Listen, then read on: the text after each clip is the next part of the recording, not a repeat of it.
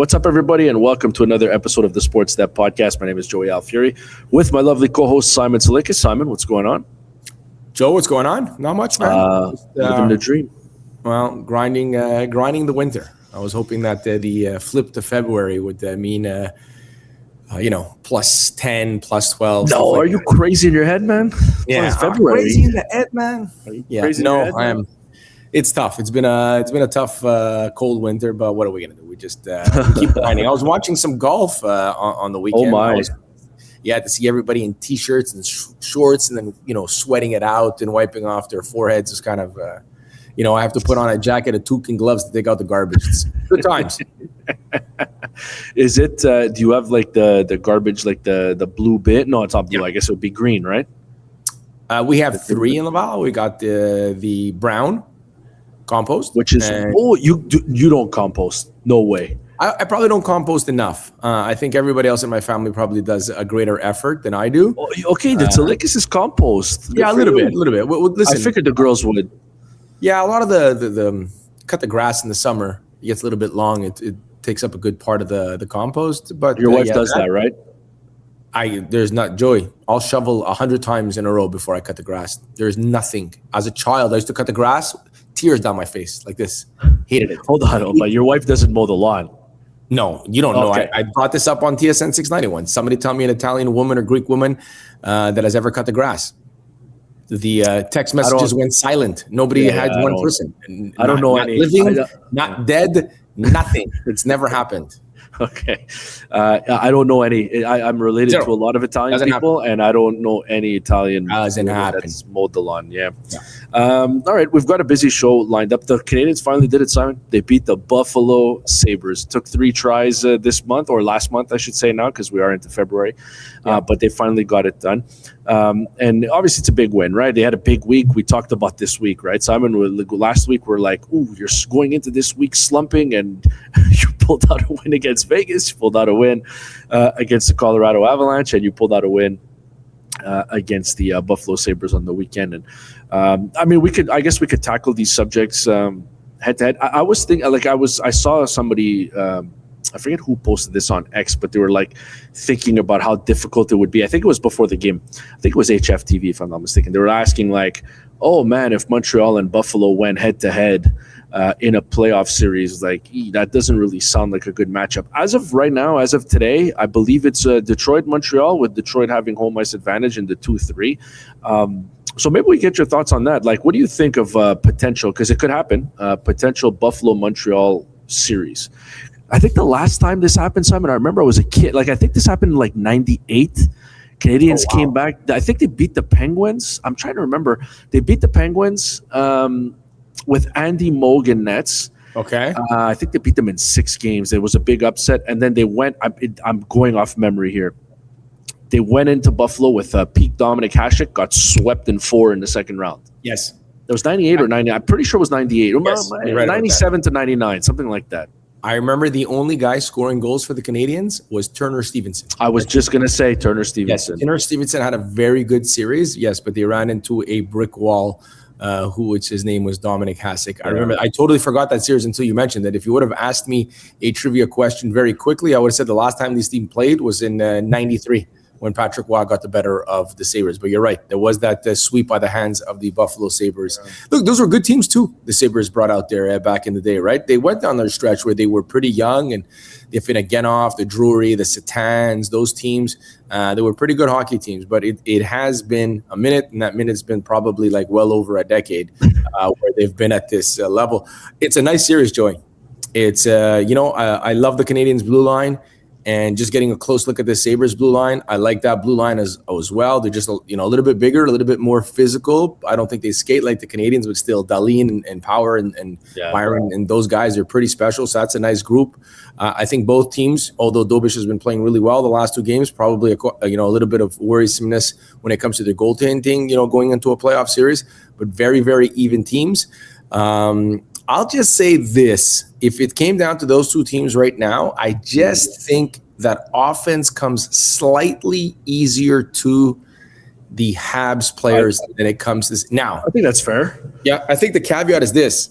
What kind of officiating am I going to get in playoff officiating you're getting, Simon. You're getting playoff. And that leans, I think, more towards the Buffalo Sabres, right? I think they're a more physical team. They'll try to, play a little bit after the whistle, play a little bit more aggressive in the blue ice. But look, man, this is something that you might have to get used to here for the next couple of years, that these two teams are trending in the right direction. And you mentioned that, Joey, they're coming off 2 losses in a row. One of them was to the Bruins, and the other one I'm drawing a blank to on the Thursday leading up to the Saturday loss against the Bruins. Wasn't it Buffalo? You're right. Could have been Buffalo. So it went Thursday, Saturday. And it was. They beat Minnesota on the Tuesday, then they lost to Buffalo 4-2, and then they beat the Bruins 4-3. And if they lost to the Bruins 4-3, excuse me. Yeah. So, but you look at that stretch. Even the Minnesota was a Caufield late, right? Yep. So this was a murderer's row of stretch here for the Canadiens leading into the break as well. I think the guys like Kapanen and some of the younger players maybe hitting that wall, the ideal 2-3 week break for them, even though he is going to the Olympics. This could have been a terrible stretch for the Canadiens, and specifically you go into this week and you pick up wins on Tuesday, Thursday, and on Saturday night, 6 massive points. And I think it's good. It's like, I'm not going to say it's, psychologically and stuff like that, but this Sabres team has gotten the better of you the last couple of matchups, and the Canadiens beat them in Buffalo. So I thought it was a pretty big win on Saturday night. Okay, a couple different ways I can go here. Do you think they have a better chance? 7-game series today. Obviously, a lot's going to happen between now and the start of this, but better chance against Buffalo, against Detroit.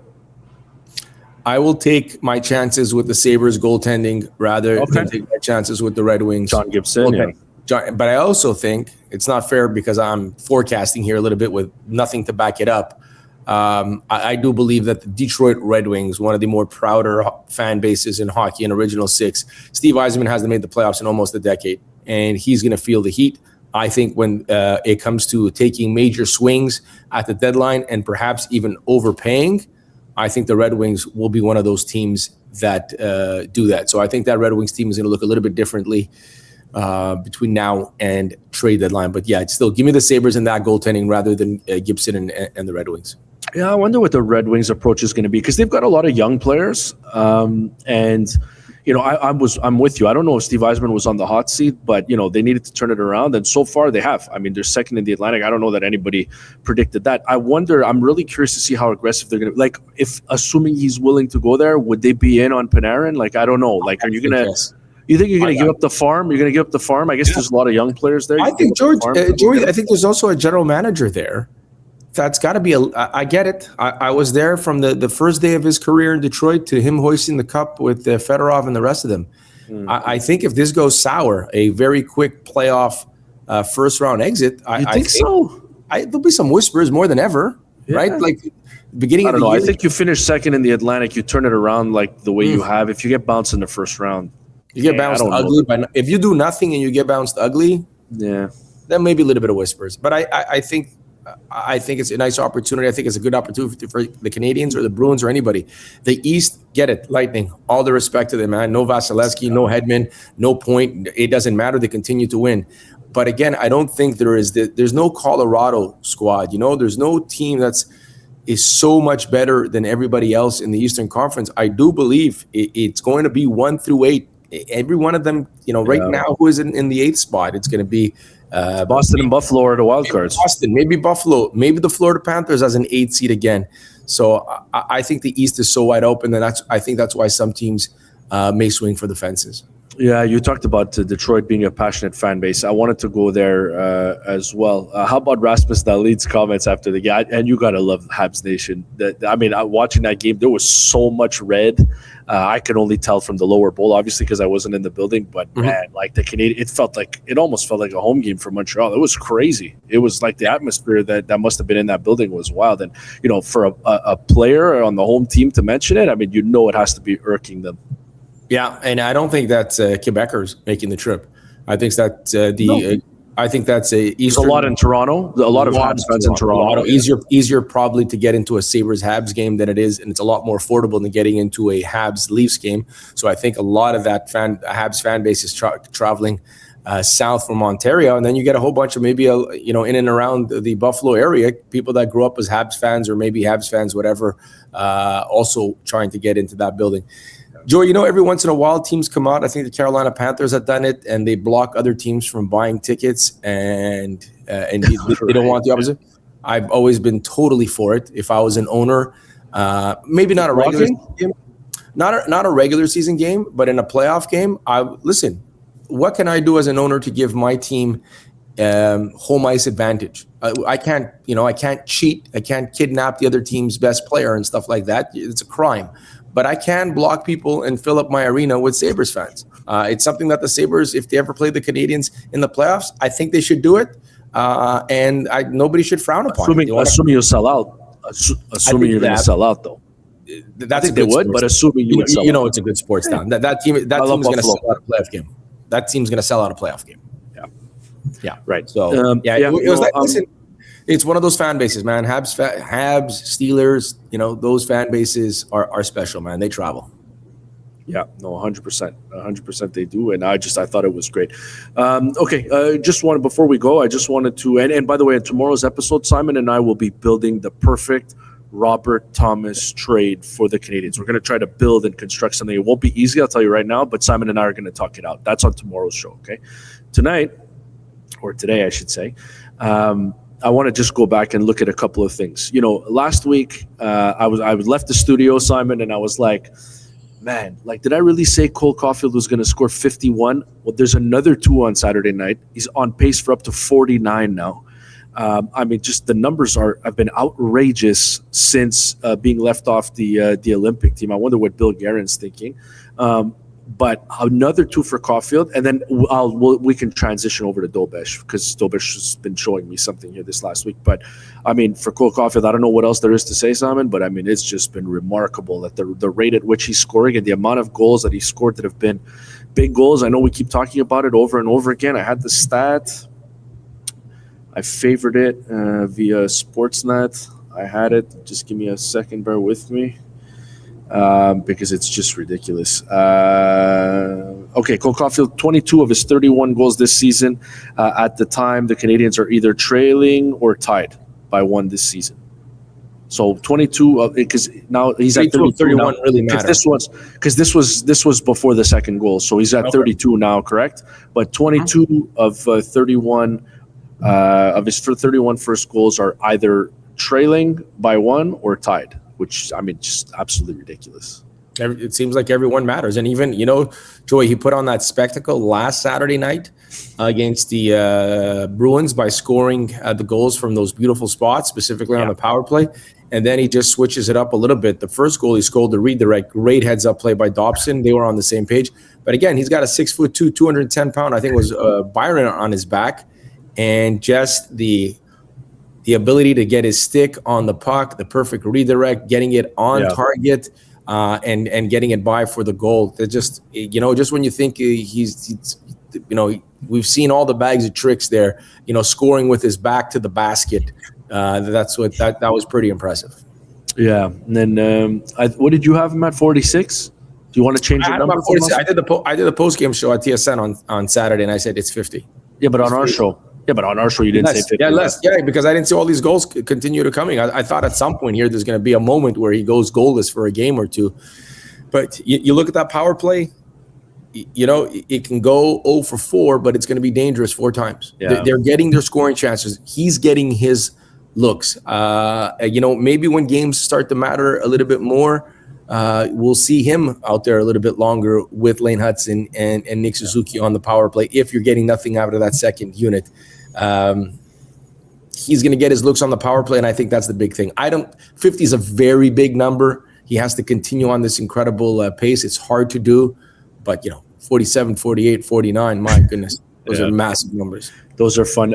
And just for as for Dobesh, last week I had mentioned he's going to have to show me that you can string together multiple good games in short order. You can't just have 8-9 days between games every time you play. You got 3 for 3, Simon. He had a really good week against really good teams, and even that Colorado game, I know it finishes 7-3, but he made some really big saves in that game. He's been really good. He played really well, and at the end of the day, Simon, we keep saying it, but it doesn't look pretty all the time. No, it doesn't. But he wins. The record is impressive. The guy just wins. He finds a way to win games, and the team finds a way to win when he's in net. And he did what Martin St. Louis wants. We talk about just getting a save every once in a while. Martin St. Louis is privately not saying this to his goalies because he doesn't want to put the pressure on him. Boys, get us a save because our offense is going to get us a goal. They're at the point now that their offense is one of the best offenses in all of hockey. Mm-hmm. So when we talk about just getting that save, that's the one that keeps it at 2-2, or that's the one that keeps it at 2-1 Buffalo, not 3-1 Buffalo. And eventually you're hoping that your top six finds you a goal. Your power play is dangerous. And again, Joey, I am not here to be overly critical of goaltending. I don't know, enough about angles and positioning and losing your crease and stuff like that. Yeah, when it comes to style points, I've watched enough hockey to know, no, it's not steady and he's flopping a little bit and he's all over the place. But right now he's battling and he's making saves. And I think that's all Martin St. Louis wants. That's cool. Tsalikis, you want to give me a prediction for this Minnesota-Montreal game tonight? I like this game for the Habs because I watched the Wild play a little bit of hockey on Saturday night against the Oilers at the Travel and all that stuff. So I'm going to say Habs got to Minnesota before the even Wild. They're going to be rested. Give me a classic 4-2 final and give me Nick Suzuki with the empty netter. Okay. There's 2 games left here before the Olympic break. I'm going to call this the Tsalikis portion of the schedule because it's 2 places that Simon wants to absolutely visit in the winter: Minnesota and Winnipeg. So, I was just the Airbnb. What can I say?